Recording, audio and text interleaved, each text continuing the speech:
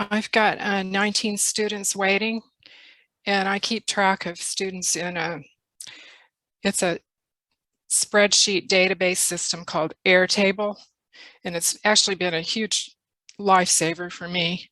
I'm the spreadsheet queen. I can use any spreadsheet in a grid with 50 or more columns in it with no problem at all, but it allows me also to put it in different formats that people who aren't so savvy with spreadsheets can use. But of the 19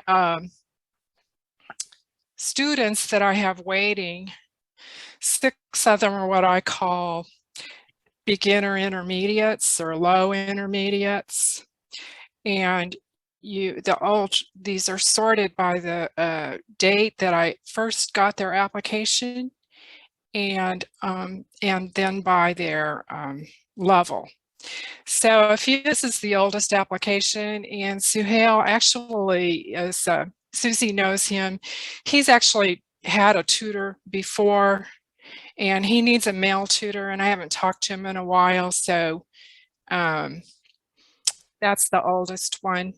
But you can kind of see where they're from in the big the intermediates. One is from Syria, one is from Puerto Rico, two are from Korea, one from Mexico, and one from Japan. So just by that one category, you can see that we get quite a few. Our students represent the entire world. They really do. And then in the advanced beginner category, I have 7 waiting. One is from Colombia, one from Mexico, 3 from Japan, 1 from Ukraine, and 1 from Afghanistan. And in the beginner category, I have 2 waiting.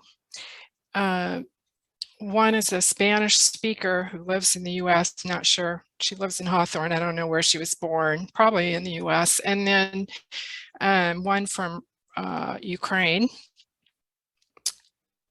And in the upper intermediate category, I have 3, 1 from Burma, 1 from Colombia, and 1 from Belarus. She speaks Russian. And then this last one, I don't really know. She's been going to Toberman quite a bit, actually, Francie Avila, and she had requested an online tutor as well. And that's why I have her on the list. So you may ask yourself, well, why do we have so many? I probably have about this is probably the average waiting number of people on the waiting list at any one time. It goes, and I probably get 3 applications a week on average. Every now and then I get an LES, Literacy for English Speaker tutor, but that's that. So if anybody, and the way I make matches is I look at the times that the student is available, and I try to match it up with the time that the tutor is available.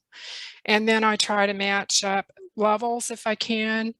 And sometimes, you know, some tutors only want Japanese, others want a mixture of folks, some only want women, some students only want women tutors. You know, there's a lot of variables there, and it turns out to be kind of like a magic act, but been fairly successful at it. Our greatest need right now is Wilmington.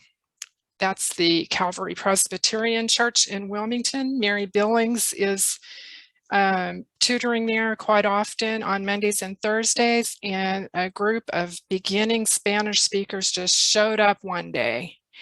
And they are tutoring there on Mondays and Thursdays. Is Mary on? Oh yeah, she is.